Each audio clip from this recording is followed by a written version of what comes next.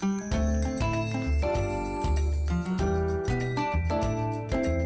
Makati. Hello, world. This is Attorney Angel, and I'm your legal angel. Hi, my fellow angels. I missed all of you. I hope you missed me too. Pasensya na po at tayo ay medyo madalang mag-upload ng vlogs.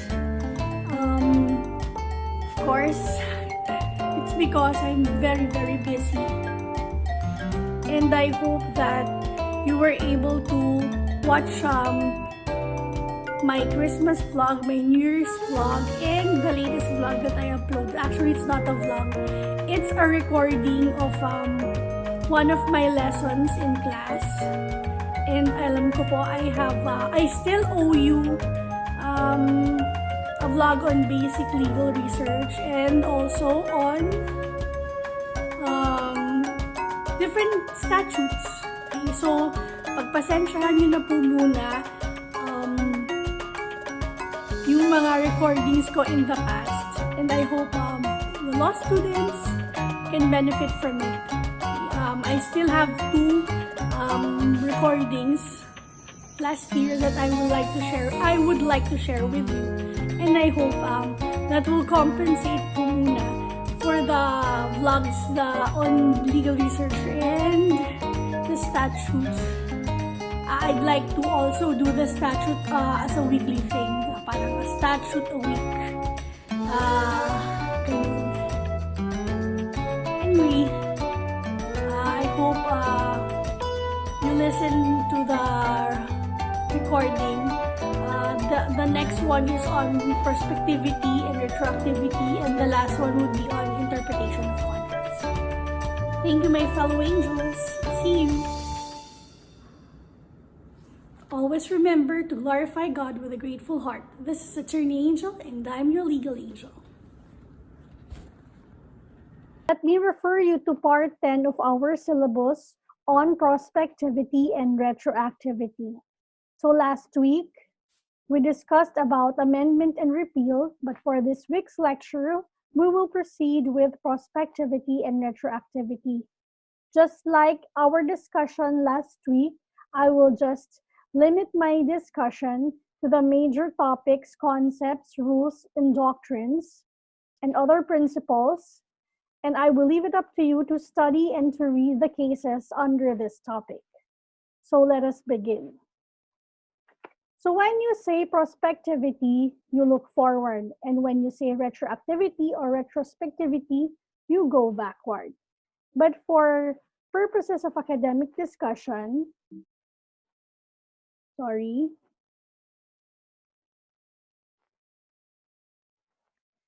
when we say prospective statute, these are statutes which operate upon or regulate acts or transactions taking place after it takes effect. Okay? And when we say retroactive statute, these are statutes which create new obligations or take away or impair vested rights acquired under existing laws, or they create new obligations and impose new duties, or they attach new disabilities in respect of transactions or considerations already passed. So in terms of applicability or the application of statutes may be prospective or retroactive or retrospective. Okay. Let's go first to prospectivity or prospective statutes. Okay. As a rule, as a general rule, laws operate prospectively, not retroactively, unless the contrary is provided. And this is based on Article 4 of the New Civil Code of the Philippines, which expressly states that laws shall have no retroactive effect unless the contrary is provided. And in connection with that, this is anchored on the principle set forth in the Latin maxims or legal maxims that we have discussed before, lex prospicit non respisit, and future judex de praterito, or lex prospicit non respisit directly translates to, if you remember, The law looks forward, not backward. And tutore judex de praeterito, meaning the law provides for the future, the judge for the past. Okay? This rule arises from the recognition that retroactive laws or retrospective laws generally, if not universally, work in justice. And this rule is that a statute should be considered as prospective in its application unless its language clearly demands or expresses that it shall have retroactive effect. So there are a long line of cases decided by the Supreme Court supporting this principle of prospectivity rather than retroactivity or retrospectivity, such as, for example, in the case of Universal Corn Products, Inc., et al. Versus Rice and Corn Board, et al. The court explained the general rule that statutes shall apply prospectively. In its words, it said that it is a rule of statutory construction that all statutes are to be construed as having only a prospective operation unless the purpose and intention of the legislature to give them a retrospective effect is expressly declared or is necessarily implied from the language used. In every case of doubt, the doubt must be resolved against the retrospective or retroactive effect. Okay, so as we said, that is the general rule. And for every general rule, there are exceptions, or there is an exception. In this case, there are 5 exceptions to the general rule on prospectivity. Okay, sorry about that. And let us mention them one by one. So, number 1, if the law itself provides that it will be retroactive, okay, as expressly stated in Article 4 of the new Civil Code of the Philippines, unless otherwise the contrary is provided. Next, if the law is remedial in nature or procedural in nature. Third, number 3, if the law is penal in nature, provided it is favorable to the accused or convict, and that the accused or convict is not a habitual delinquent, which is anchored or based on Article 22 of the Revised Penal Code. Fourth, or number 4, if the law is curative. And last but not the least, number 5, if the law is of an emergency nature and authorized by the police power of the government. We will tackle them later on. Okay. So going back to the doctrine of non-retroactivity or the doctrine of prospectivity, the court has a long line of cases, as I've mentioned, which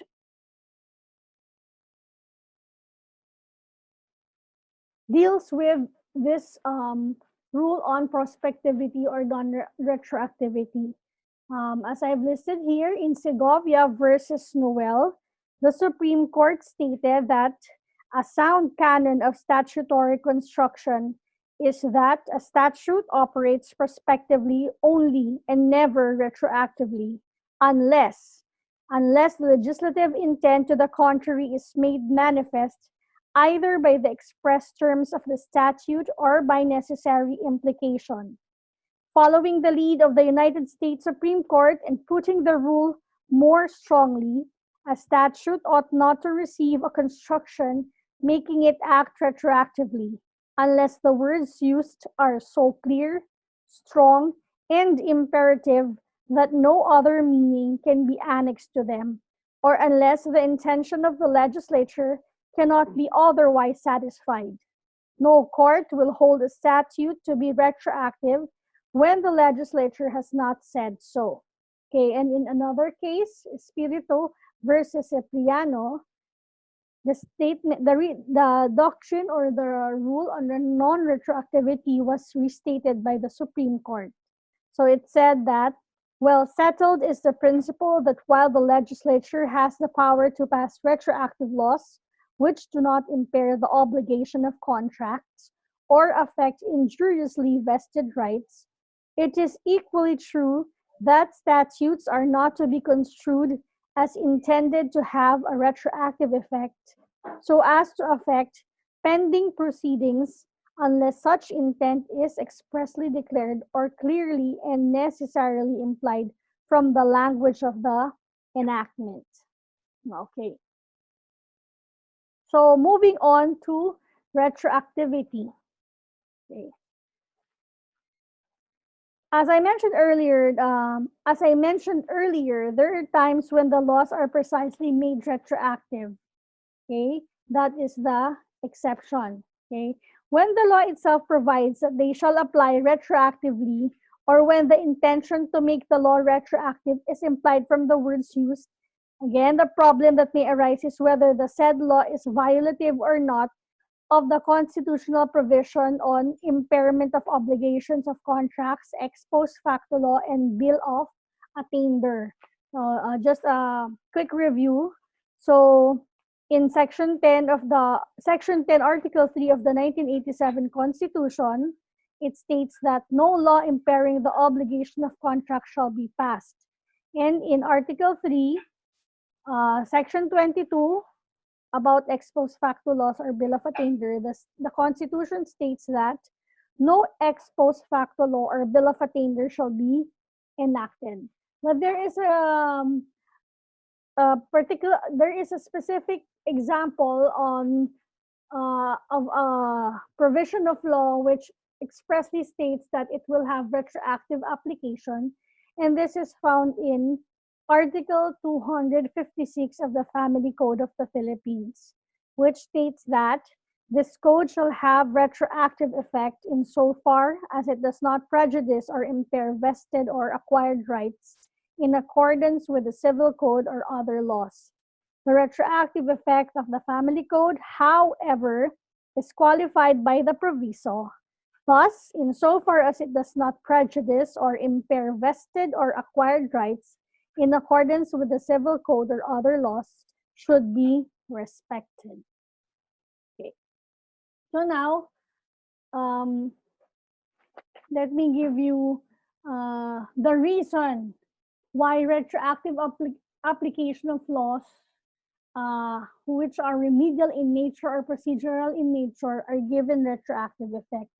This can be found in the case of Panay Railways Incorporated versus Heva Management and Development Corporation et al. Okay.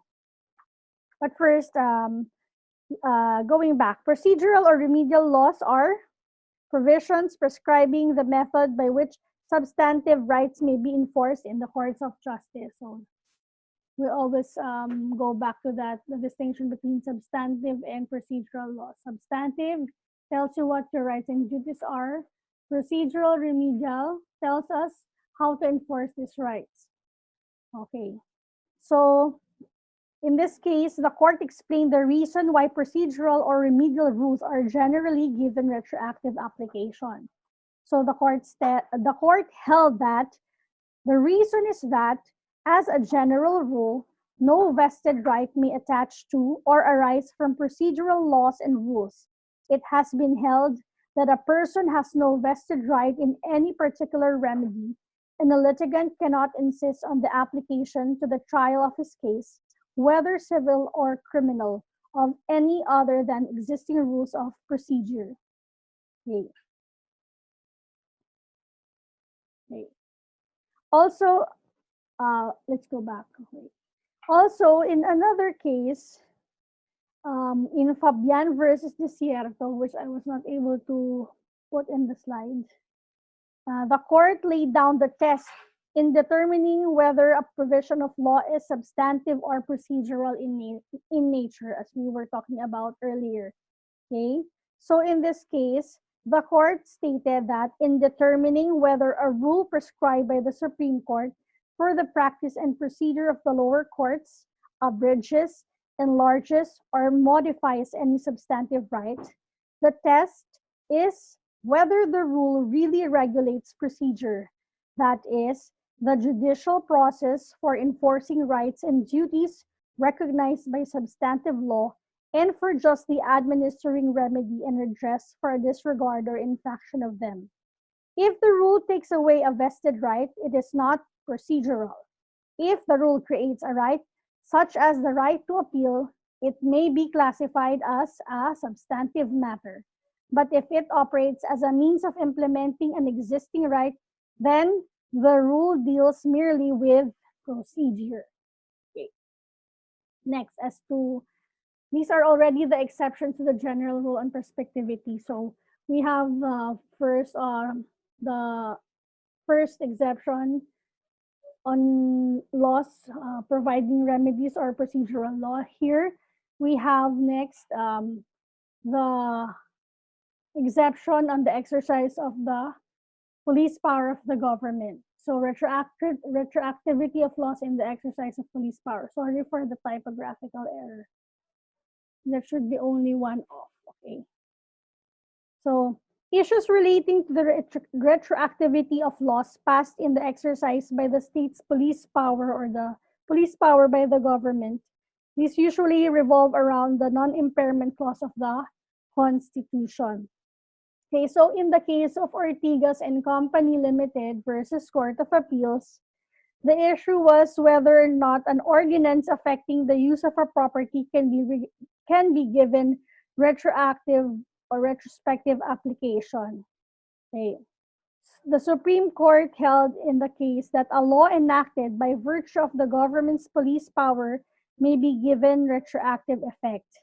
And it further held that when law enacted in the exercise of police power to regulate or govern certain activities or transactions could be given retroactive effect and may reasonably impair vested rights or contracts. Police power legislation is applicable not only to future contracts, but equally to those already in existence. Non-impairment of contracts or vested rights clauses will have to yield to the superior and legitimate exercise by the state of police power to promote the health, morals, peace, education, good order, safety, and general welfare of the people. Moreover, statutes in exercise of valid police power must be read into every contract. Okay. So another exception to the general rule on prospectivity is the retroactive application of curative laws. Okay, what are curative laws? Curative laws or curative statutes are those which are enacted in order to cure defects in a previous law or to validate legal proceedings, instruments, or acts of public authorities which would otherwise be invalid or non-compliance with existing legal requirements. Okay. Curative statutes are by their nature intended to have retroactive effect. Okay. However, curative or remedial statutes cannot be applied retroactively if it will adversely affect substantive rights of others. Okay, remember that rule. Okay. Oh wait, sorry.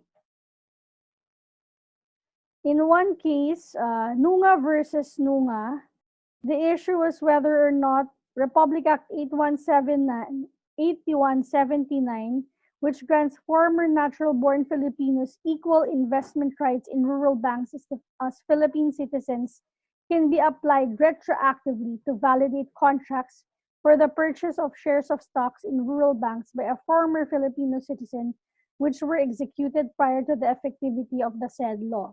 Here, the Supreme Court held that RA 8179 cannot be applied retroactively because this would prejudice the rights of other claimants to the shares. Okay, so that is an example of the rule under curative laws that they cannot be applied retroactively if they will adversely affect the substantive rights of others. Okay, another exception to the prospectivity of laws are penal laws. Okay, so again, penal laws are laws or statutes which provide for penalties for offenses or violations committed, or even acts or omissions in violation of criminal law. Okay, so Two things that you must remember for penal laws to be applied retroactively. First, the penal law must be favorable to the accused. And second, the accused must not be a habitual delinquent, okay? Otherwise, you cannot apply penal laws retroactively. So as we said in Article 22 of the Revised Penal Code, it states that penal law shall have a retroactive effect insofar as they favor the person guilty of a felony who is not a habitual criminal, as this term is defined in Rule 5 of Article 62 of the Revised Penal Code. Although at the time of the publication of such laws, a final sentence has been pronounced and the convict is serving the same. Okay, for an example, you can look at Ortega versus People of the Philippines, in which this case involved RA 9344, or the Juvenile Justice and Welfare Act of 2006. Okay.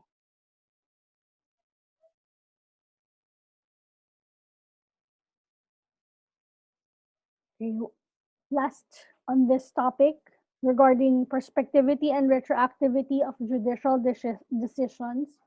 So the general rule that laws are applied prospectively unless the contrary is clearly intended also applies to judicial decisions. However, while the Civil Code provides that judicial decisions applying or interpreting the laws or the Constitution form part of the legal system of the Philippines, such interpretations, as a general rule, do not become effective only from the time the Supreme Court renders the decision interpreting the rule. Rather, such interpretation shall be considered as part of the statute itself from the time it was enacted, since the court's construction merely establishes the contemporaneous legislative intent, that interpreted law is carried into effect. Okay. But this rule is not applicable if the retroactive application of the Supreme Court's interpretation will work injustice against another person. Okay, so for illustration, we have cases listed on our syllabus. You please study and read them. People versus Habinal, People versus Lucero, People versus Mapa, and People versus Carandang. Okay, so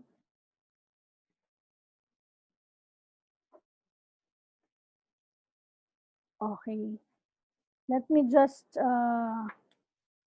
read to you uh, these principles laid down in the case of Cinerillos versus Hermosissima to conclude this discussion or this lecture on prospectivity and retrospectivity or retroactivity of laws or statutes. Okay. It is consequently clear that a judicial interpretation becomes a part of the law as of the date that law was originally passed, subject only to the qualification that when a doctrine of this court is overruled and a different view is adopted, and more so when there is a reversal thereof, the new doctrine should be applied prospectively and should not apply to parties who relied on the old doctrine and acted in good faith. To hold otherwise would be to deprive the law of its quality of fairness and justice then, if there is no recognition of what had transpired prior to such adjudication. You can also check out that case for purposes of your readings, and maybe I will give it in the final exams. Okay. So with that, thank you very much for listening and for watching. And I hope that you learned something from this week's lecture. Again, stay safe, stay healthy, stay sane. And thank you very much. God bless all of you. I hope to see you soon. Always remember to glorify God with a grateful heart.